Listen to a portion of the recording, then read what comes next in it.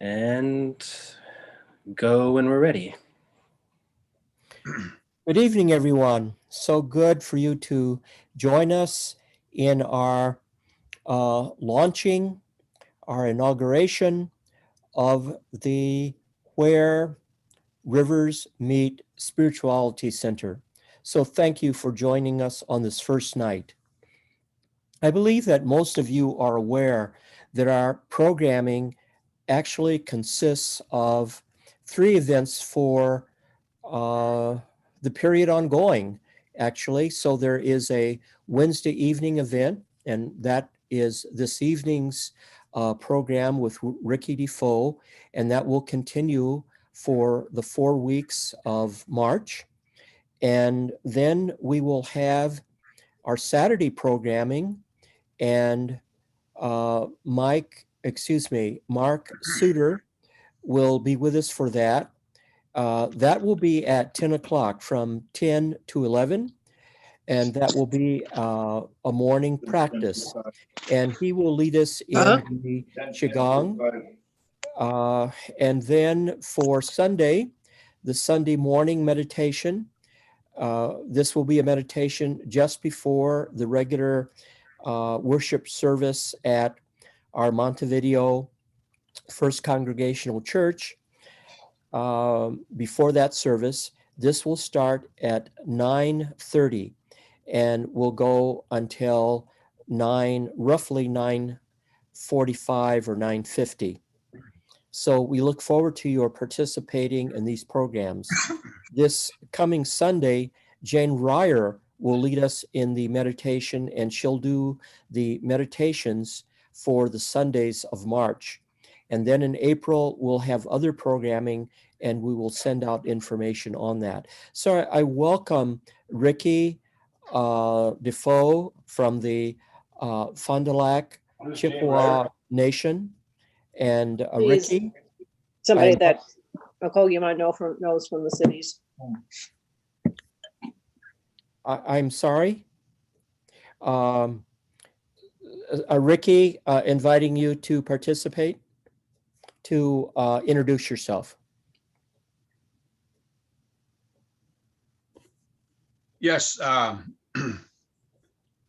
Akoe Guivizan Sindigo Ojibwe Mong Bishon and do them Nagachuanong and Dunjiba Kwaba Iganing and Danungum Apachigon and get a markers in the Nigashkai get this Ninginu Quays Abajitonio Mushkute Wushk Minua Gijik Chi Nuquays Abajitun Waving Nuquays Igan Minua Dash Going up Chigo Gego Ingi Kane dancing Quack Ejichigeta Anishinaabe Bungi ate to go Ingi Kane dan Mi go Gaesa Ende Way ain't dance to go Mushkawazi Maguk Akea Anishinaabe Gayabe da Ejichigeto Man Nagachuanang Gaget the Sa Misway Anishinaabe Aking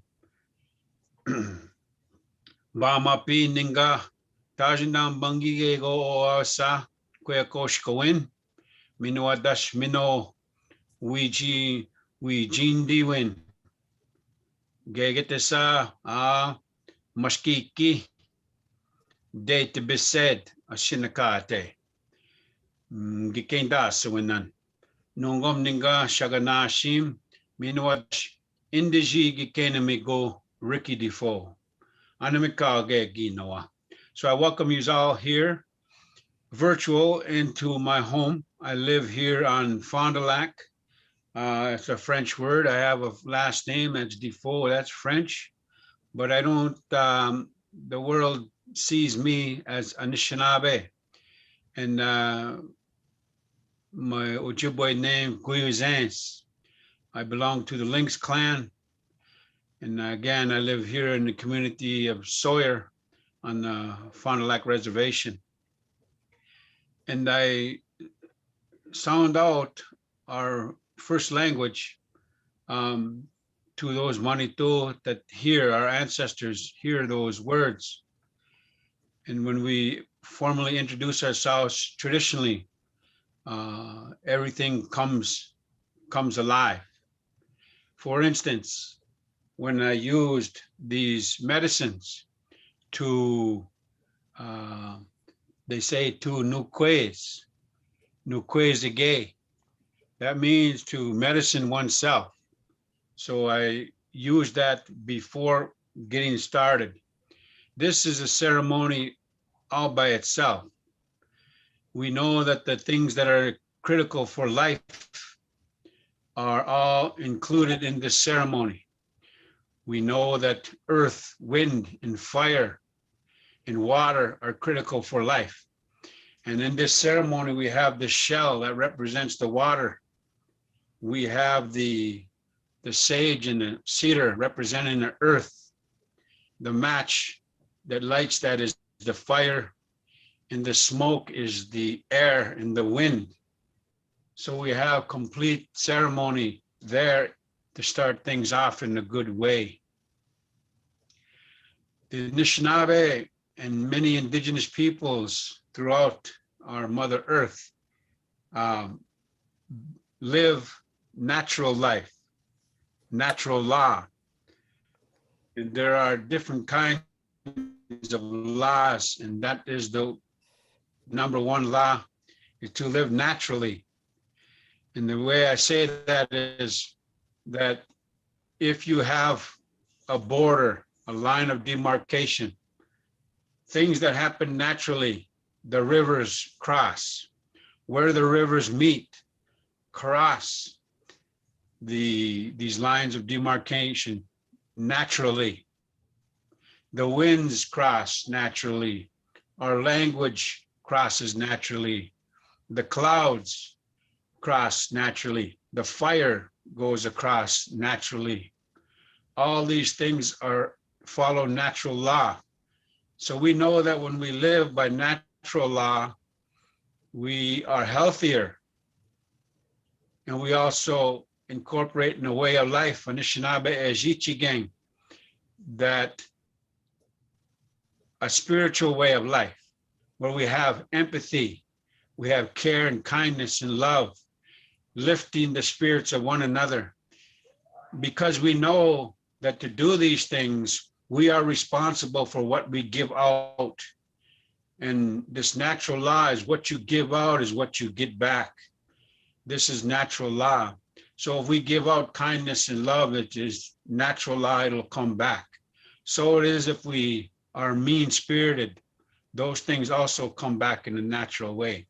Because all things are connected, all life is interdependent, and these things have a way of reciprocity. So we know about spiritual law, and we live this way to the best of our abilities, because we know spiritual law brings happiness. So we continue to try to live accordingly. We've been gifted a way of life, and we have many teachings from our elders in our communities. We know this concept called 7 generation, and I want to share a little bit about that, what little bit I know. That we talk, the word is Anakobi Jiganuk, the ancestors, the great grandparents in the past, the grandparents, the parents, and then there's us in the middle. And then we have our children, our grandchildren, and our great-grandchildren. Those are the 7 generations, 3 before and 3 after, and we're in the center. So what we say and do here today is affected by what has been done in the past and what happened into the future. So we want to sound out to our ancestors some gratitude for the life that we've got in this moment that we've got together in community.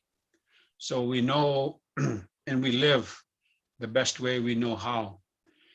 there are some tools that we've been gifted with along the way. We talk about revealed knowledge. Manitu wabi winan. These knowledge in this way of seeing in a spiritual way, those things that have been revealed. And they come in different ways. So we also know about balance, kuya kosh koin, in a way that most in mainstream America talk about equality, but for indigenous peoples, balance is much more important, and harmony is much more important than equality. So to live this way in our families, in our communities, and in coexistence with the environment and the ecologies that are all around us. So we've got to be aware of those, that way of being also. We know we've got to live this way day in, day out. We just cannot say that it is one day a week. We try to live natural law, spiritual law every day. There is another law that we're well acquainted with, and it's called the law of oppression. And this is man-made law. And that's what I meant when I said this line of demarcation, the border. That is man-made law. And those things that are man-made bring oppression to the people. So we found out that no matter how much fealty, how much loyalty, how much allegiance we have done for others in this place called, indigenous peoples called Turtle Island, but mainstream calls it the United States of America, when this law of oppression seems to permeate and is embedded in all around us. And we're socialized in that with some social forces that also oppress us. So we know about this law of oppression. So if we've done some things in the past to demonstrate our fealty, our loyalty in the past, or even what we're doing today, or even what we intend to do in the future for our loyalty and to show our allegiance, and this law of oppression works against indigenous peoples in this lands. So we know about those laws that affect us. So we have to balance kuya kosh koin in this worldview that we live out on a daily basis. So it is a challenge living in two worlds, but we've got some tools. Again, we have this thing called mashkiki de tibiset, this medicine wheel. We also have nishwasre gikino madiwanan, the 7 teachings: wisdom, love, respect, bravery, honesty, humility, and truth, that we endeavor to live out every day of our life. But the elders say that it'll take a lifetime to be proficient in those areas. So we've got to make progress. And again, when I say about balance, kuya kosh koin, harmony, mino we jindiwin, this is what we're talking about, these tools that guide us. We've also got the Madu, this one, the sweat lodge ceremonies, that incorporate a cosmology, a worldview that is indigenous, utilizing what many say is the 4 directions, but indigenous peoples say there are 7 directions: the east, the south, the west, the north, the sky, our Mother Earth, and where we're centered, each of us at, is the seventh. And they say there's spirit there, there's fire there. And that's the seventh direction. And as we go along, we'll start to explore a little bit more in depth in some of those directions. Today, when we look at the medicine wheel, we see colors, and we see the color yellow in the east. Excuse me. The yellow is in the east. And when we see the sun come up, Muka'am, then we know we see the sun, the fire, representing springtime, representing Abanuchi. Abanuji is the youngest child, the children, the child, the young ones, new life. We know what the East grants, and we follow, and so it's a guiding tool that we utilize. The medicine that's used in the East is sema, tobacco.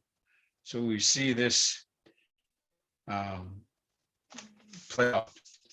And physically, the physical aspects come into mind when we know that the baby needs all nurturing.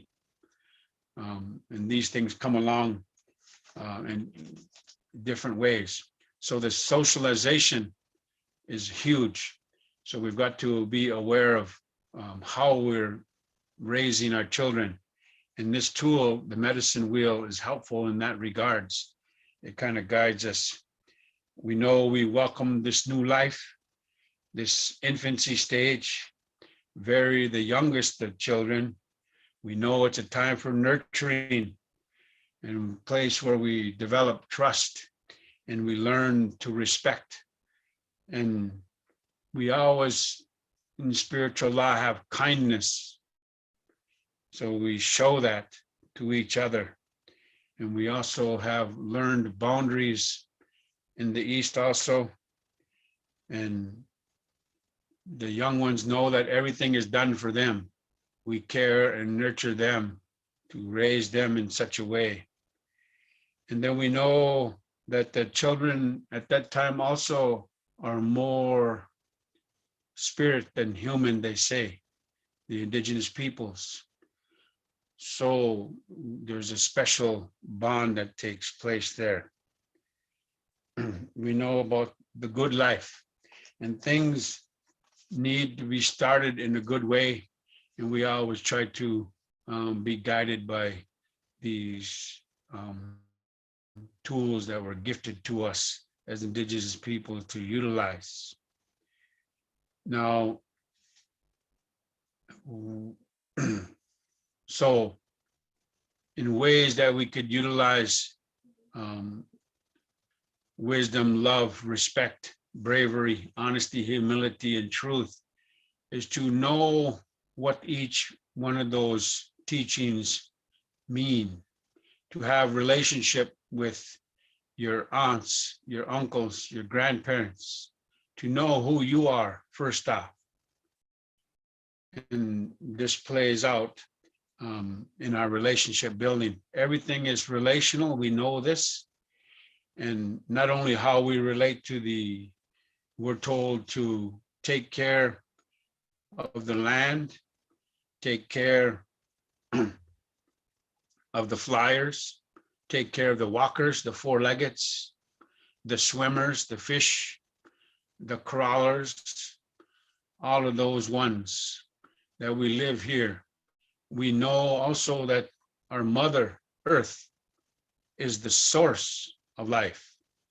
And mainstream has said that it is a resource to be used.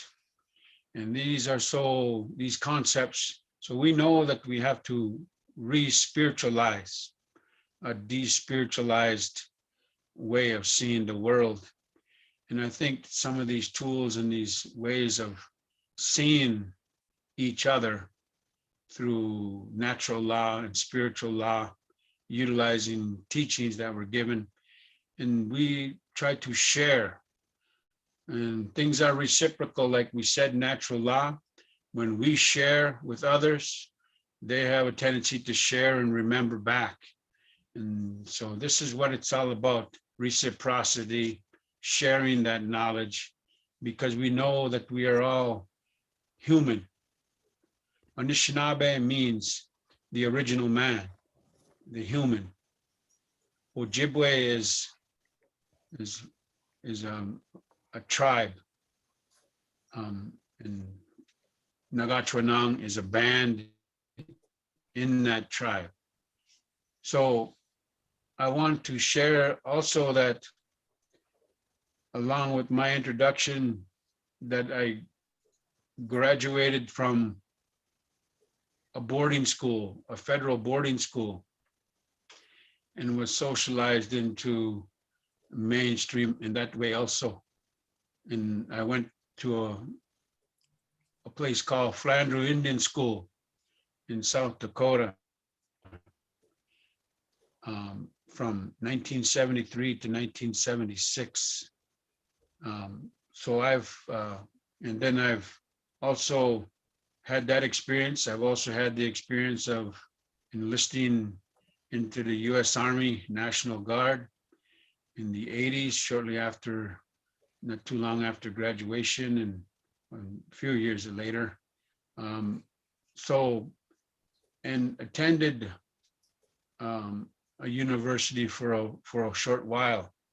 So some of these institutions in mainstream that I've also been a part of, that helps, because we talk about different forms of knowledge when we live our life, the difficulty to travel as we go through life and the difficulties. We also know that there are different forms of knowledge.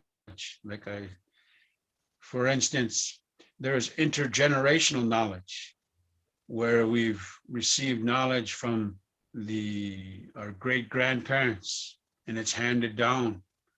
So we know that there is tremendous amounts of knowledge there, but oftentimes these accomplishments are not known to mainstream. They're known to families and the clan system. So that form of knowledge, intergenerational, is very important. We also know that another form of knowledge is dream state, where one fasts and goes for a number of days, and then is dreamt and have visions and guiding principles and values in life, and is shown things. Even so, we know that dream state is a form of knowledge, and it's belittled and denigrated in mainstream America, but Indigenous people know that it has tremendous value. There's also ceremonial knowledge that Indigenous peoples cling to. There's a revitalization of language and ways, and picking up of ways that were left by the roadside in the trail. So we're doing those ceremonies, and the language is being revitalized and used. So there's tremendous amounts of knowledge also in the ceremonial way of life. And we've got to be careful with another form of knowledge called contemporary knowledge, because we see a lot of so-called leaders, and they sometimes turn out to be misled themselves, and then by extension mislead others. In the era of unlimited amount of data access, knowledge, Google, what have you, there it seems that many are at a loss for any kinds of knowledge. They're just believing things that are told to them. So in that belief is a passive way of seeing the world. You don't really have active way in doing the things that are necessary to come to believe. So this contemporary form of knowledge we've got to be careful with as we live in these two worlds. But the access is there. So these are also some forms of knowledge that we incorporate into our daily walk on our Mother Ricky? Earth gently. Ricky? Yes. Thank you. Yes. You have talked about natural laws. You've talked about the four directions, and with that, you've talked about the 7 directions and told us just what that consisted of. You've also talked about the 7 generations and how those generations interact with each other and the importance that they have for each other. You've talked about all of this in terms of indigenous spirituality, or in particular, the Ojibwe spirituality, if I have that right. So there are some attributes that indigenous peoples are understandings of spirituality that the indigenous peoples in the United States share somewhat collectively, and then there are some nuances and differences. But you've shared that. You've also talked about the importance of balance and harmony and seeing in a spiritual way. You've talked about the sweat lodge as part of spirituality. And perhaps we would like to know maybe what happens in the sweat lodge. How is that a spiritual exercise? And then you've talked about some of the elements of East as one of the 4 directions. And as I understand in other talks, you will move from the East and then go to the South and the West and the North, if that is the way that you traditionally progress from one direction to another around the wheel. And you also talked about, now I have this down as 7 virtues, but maybe you would identify the wisdom, the love, the humility, the truth, the honesty, and so forth. Maybe you used a different name for that, but I saw them as 7 virtues. I also notice that the number 7 and 4 are numbers that come up quite a bit in regard to the spirituality that you're talking about. So I want to invite others to engage you in this. And of course, you were just ending with the kinds of knowledge. And so you might start with the sweat lodge as a spiritual experience. If you'd share just a little bit, and then I want to invite others to ask a question if they'd wish. Okay. The sweat lodge is a ceremony that takes a lot of preparation. You've got to know how the ceremony come to Anishinaabe, and that's done inside the lodge. It's shared inside the lodge. But basically, you've got to harvest saplings in a spiritual way, where a number of them, it could be from 20 to 24 saplings approximately. And each one of those saplings have to be taken, and they're young. So you take them in such a way with tenderness and kindness and gratitude. And you take them with offerings of reciprocity, not only with prayer, but with also offerings of food and tobacco and things. You gather them up, all of those, each one of those saplings has to be done that way. So if you have 24 of them, you have to do that 24 times. You bring it to the site that you're going to have your, yes, the place where you're going to have erect your lodge, and then you prepare. You limb those in such a way. You limb them, and then you have to replant them into the earth using that same procedure with the prayer, the offerings, and so you have those in that circle, and then you begin to bend them. Waganogan, wigwam.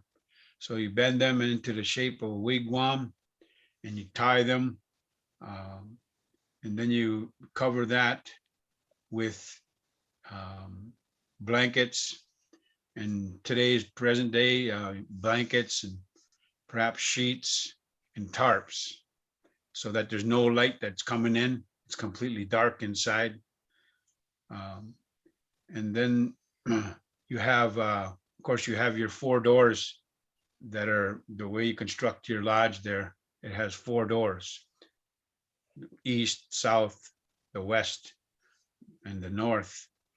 And then outside the lodge, you have a fire area where you heat the rocks, the grandfathers. The grandfathers are called this because they've been here the longest. In our language, asenig is animate. There is much power in the Rock Nation. So when they come in, we have them warmed, red.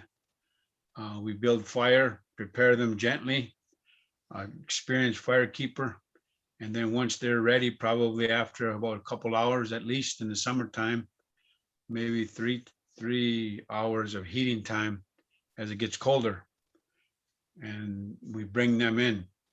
7 grandfathers, the first door. And we acknowledge those grandfathers as they enter. When an elder comes into the room, you've got to give them respect and listen and be to what is being said and what is being felt. So when they come in, we've got no time for heen and han there. This moment has been waited for a long, long time. The grandfathers have been waiting for that moment. So we say if you're talking to the guy next to you, or that you need to take his phone number and call him later, because we're in ceremony at that time. So when the grandfathers come in, we're silent, we're greeting them with respect.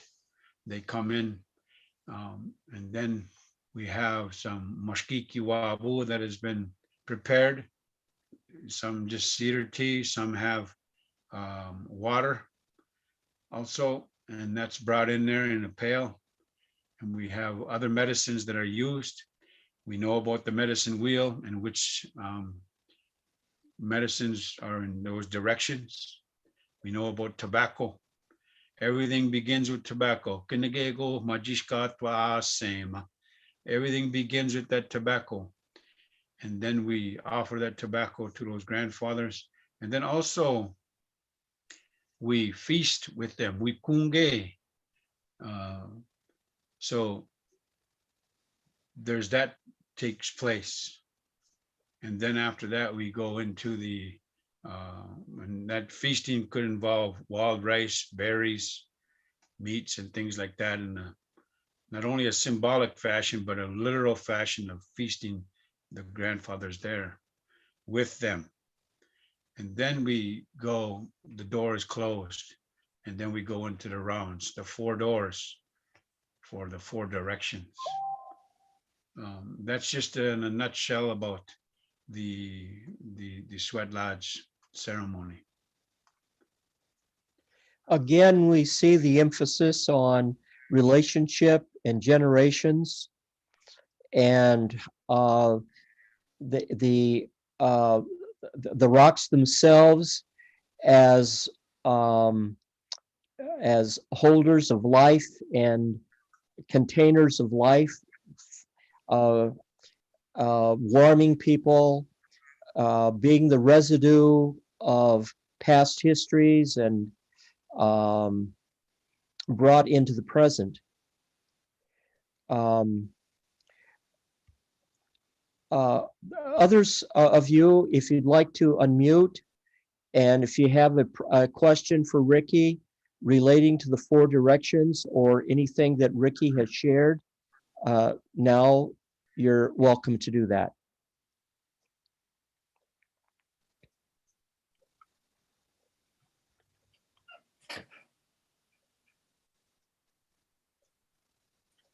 I have a question. Are women allowed in the sweat lodge? Or is it? Yes, Okay, yes. Some teachers will say that men with the men, women with the women. In most spiritual ways, we have a tendency to do that. But there's times when we have to go co-ed, even in the teachings of when we're helping others, because if there's no woman or a man available at that time, that crisis has happened at that moment, we need to be a part of that help. So there's co-ed lodges, yes. Ricky, in my understanding, in the Native American view in general, women are held in high esteem and even above men. Would you say something about that and maybe correct me if I don't have that right? Well, we know that the women are the nucleus of the family, the nucleus of the community, and the nucleus of the nation, and givers of life. We know our mother earth is the source of life. So we're told to respect the mysteries, and especially to respect your grandmothers, your great grandmothers, your mother, your aunts, your sisters, and to protect them and listen to them. So it is inherent that we have them. They say that if you look at a nation of people, you can see what condition they're in by seeing their women, what state of mind, what state of being the women are in. The most vulnerable, and we know, for instance, the missing and murdered Indigenous women, the missing and murdered Indigenous relatives, that there is a silent war on Indigenous peoples not only in America, Turtle Island, America and Canada, but throughout all this planet is a war on Indigenous women.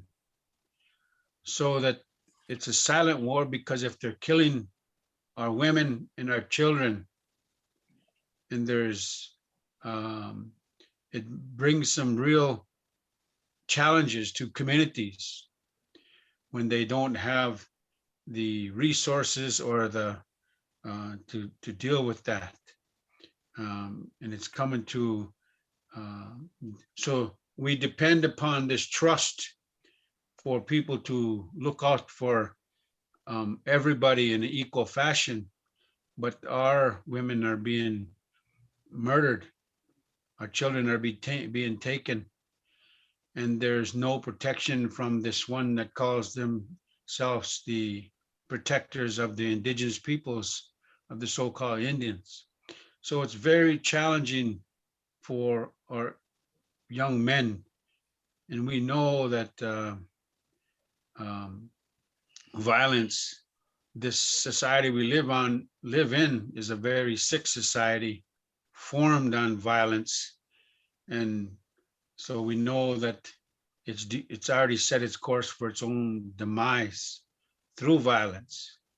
but it's a huge challenge when we think about extermination and genocide and the implications of that.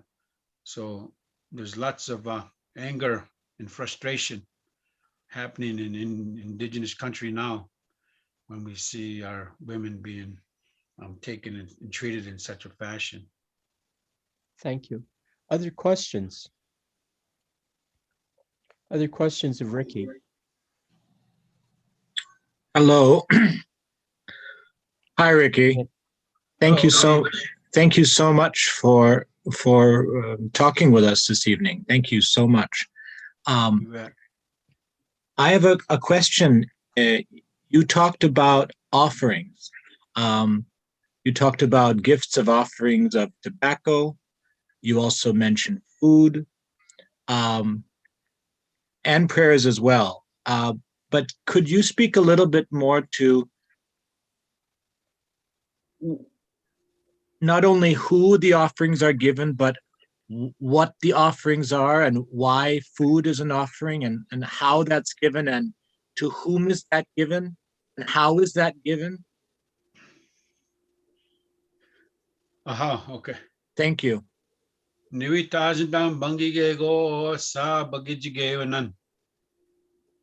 want to talk a little bit about the offerings, the gifts. The gifts, there are many gifts. They can range from tobacco to food to blankets to towels to washcloths to clothes to guns, hunting guns, rifles, I mean,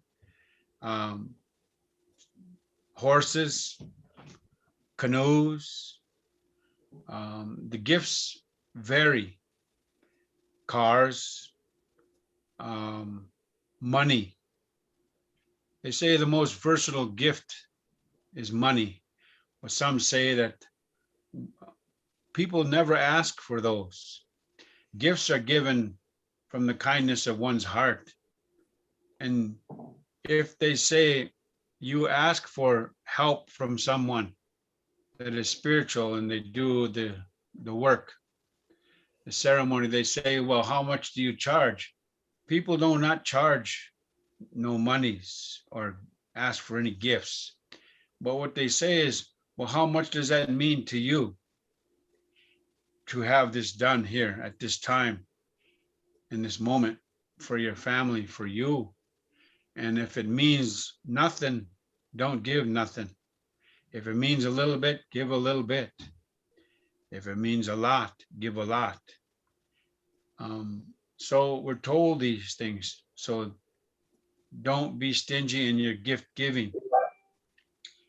Now, any ceremony has to have tobacco, food, the talk for that tobacco and food, or what the situation, whether it's a marriage ceremony or a sweat lodge ceremony. Then you have your gifts. Again, that reciprocity to those ones. And then you have song. So those things are incorporated into ceremony. And those gifts are an integral part of that. When you bring something that's valuable, like say if you are poor and you bring wild rice and you bring deer meat, moose meat, these things are much value. So they say the wild animals and the wild foods have the most meaning and the most power. So when if you give that way. Who would give more? If I had $100 and you had $200 and you gifted $20 and I gifted $20. So what it means to you, how much who gifts the most? You know, I mean, some people are rich with money and refuse to gift. These are some things that are, again, we talk about the reciprocity and natural law. So gifts are something to be taken seriously when we in relationships, and we talk about the spiritual relationships we're developing, and also those personal relationships that we're developing, those physical relationships. So, Ricky, I hope that- when there is a food offering, is there an understanding that the ancestor or to whom that food offering is given, let's say to the grandfathers, that it's given because the grandfathers are present, their spirit is present? Is that what the understanding is? yes, again, it comes out in the talk of who you're offering that food to. And then it's either put into the fire or put out in a clean spot on our Mother Earth, near a tree, the waterways, some place where that is clean, not dirty, and some place where you don't want domesticated animals getting at it. So that is what we do with the food. It comes out in the talk. So that's a critical piece of where that food goes to. And we always say we thanked our ancestors tremendously for what they've left for us to carry. And we want to offer them some food that we have, because we just have a little bit, but we offer that. I went to Honduras in the Lenca community one time, and the poor peoples, mountainous people, and as guests, they gave us the biggest portions of rice and beans. So it is with indigenous peoples, what that means in relationships is when they offer such an amount.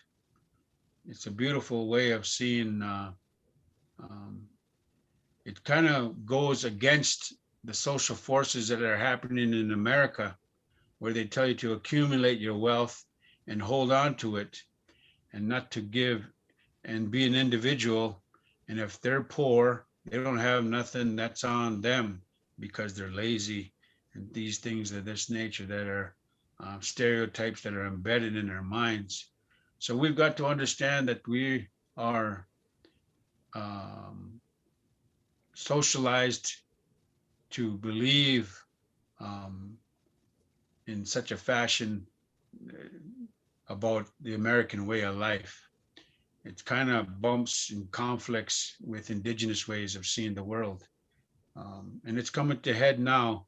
We see about those numbers, about the knowledge. And I want to say that in any indigenous community, you have different elements within. You have your traditionalists that try to cling to the language and ceremonies and things and ways of life. So you have your traditionalists. You also have so-called Indians and Anishinaabe in diaspora that live in the cities in a way throughout all around the world, our Mother Earth. Those city Indians and the ones are also have a powerful voice, and many are reclaiming the language and revitalizing ceremonies and the traditional way of life. And then you also have what they call pragmatists, the ones that are pragmatic in life, that have become assimilated, and they also live in diasporic ways, away from the homelands, away from the ways of the people. Some are converted. And also then you have your descendants of indigenous peoples, and some of them are scattered, some of them are right in our homelands. So those are just 4 divisions. So where I say it's hard to bring into consensus that many divisions in a society, in a community, sometimes even in a household. So we've got to know it. So I say, I'm not asking you to believe me, but to think about these things that are being said and shared, that they, and who is saying those. Ricky, Yes. we are drawing down to the last just about 10 minutes and would like you to share with us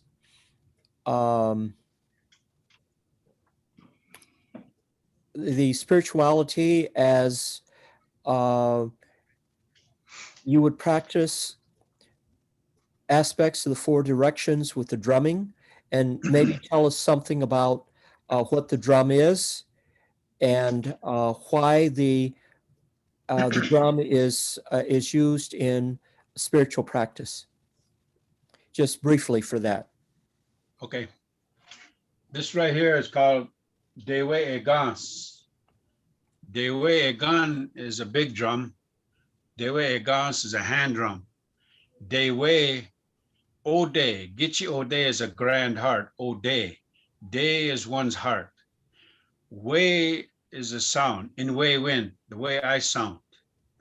Dewe Egan. Egan is the instrument. Dewe Egan. Dewe Egans. And the circular, things are circular, and the number 4 seem to come up a lot in Anishinaabe way of seeing the world.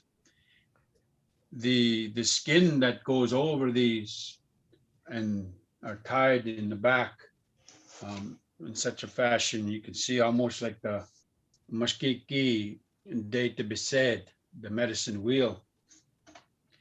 Or sometimes bashkwegino makazanan, bashkwegino,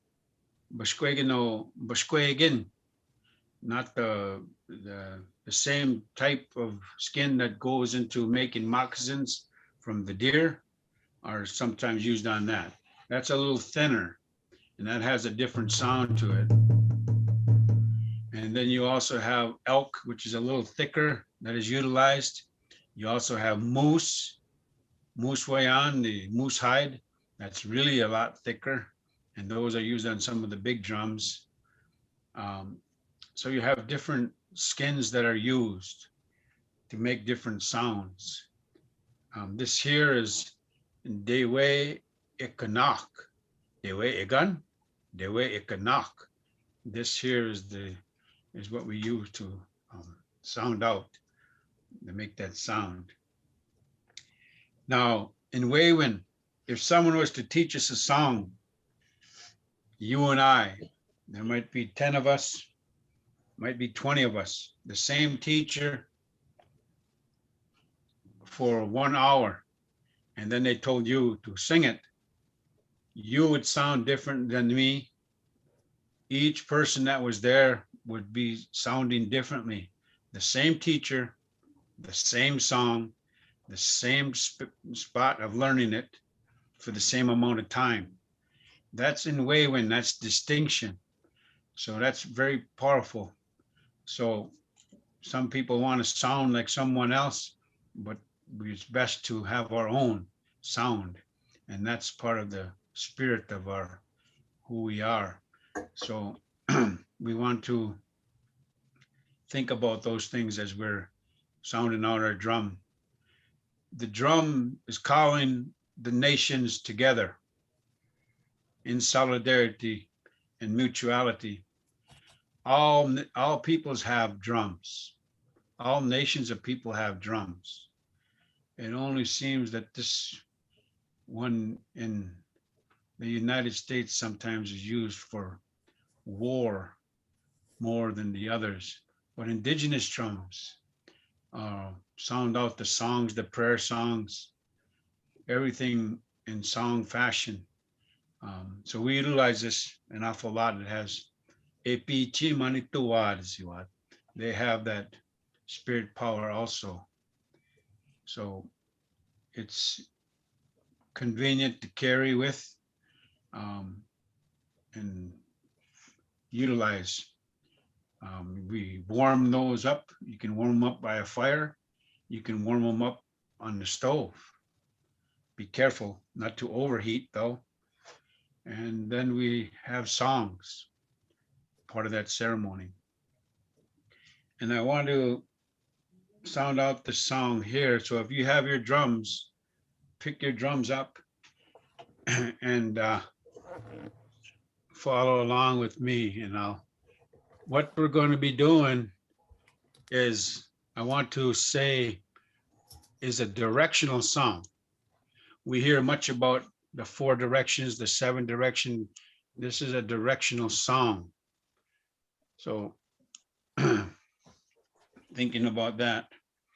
So you'll hear from the east, you'll hear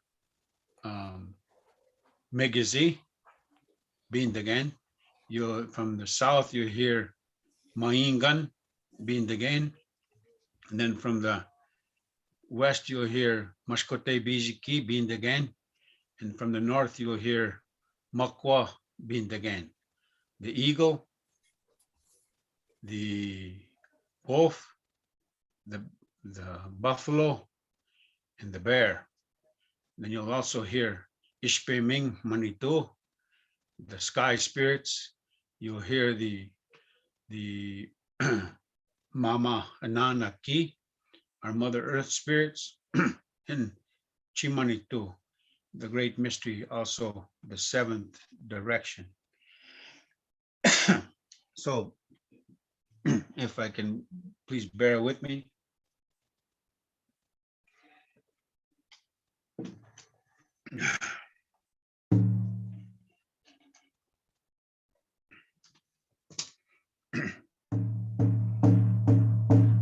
Anishinaabe, way ah, way ah, way ah, way ah, way ah, way, way we are, way away. Been again, make it seem money too. Way ah, way ah, way ah, way, way we are, way away.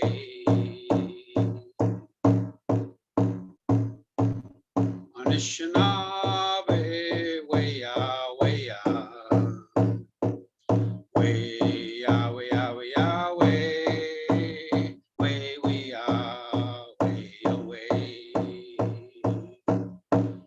Been again, my Ingan money too.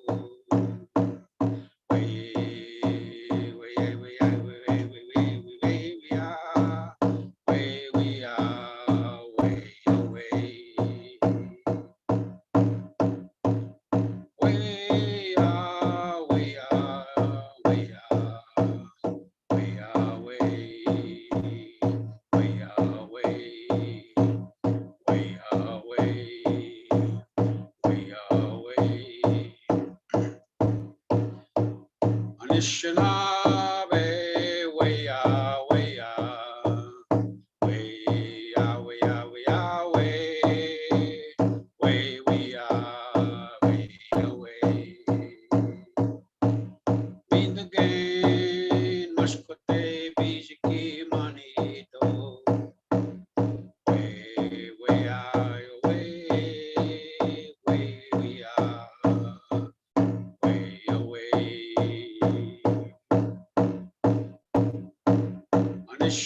Anishinaabe, way ah, way ah, way, way we are, way we are, way we are, way away,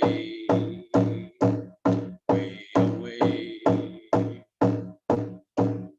Been again, Makwa Manitou. Way away we are, way away, way away, way we are, way away.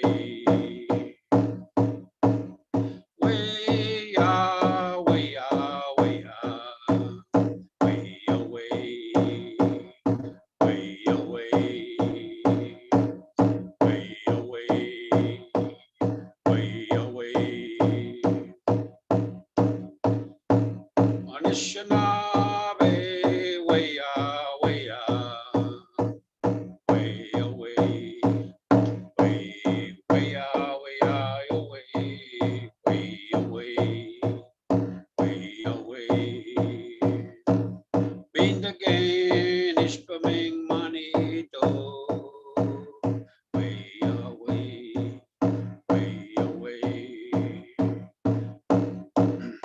Anishinaabe, way ya, ya, way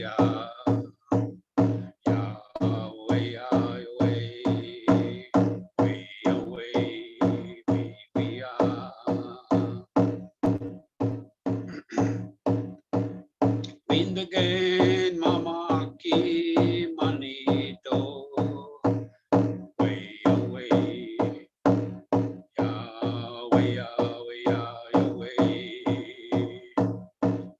We Yahweh, Yahweh. Anishinaabe, way Yahweh, Yahweh, Yahweh, Yahweh, Yahweh. We Yahweh. In the gang, get your money, go. Way, your way. We are.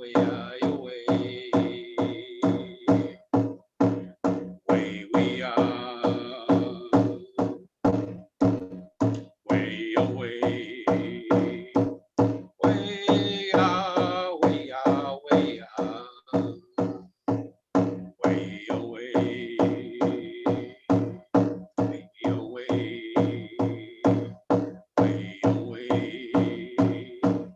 way, your way.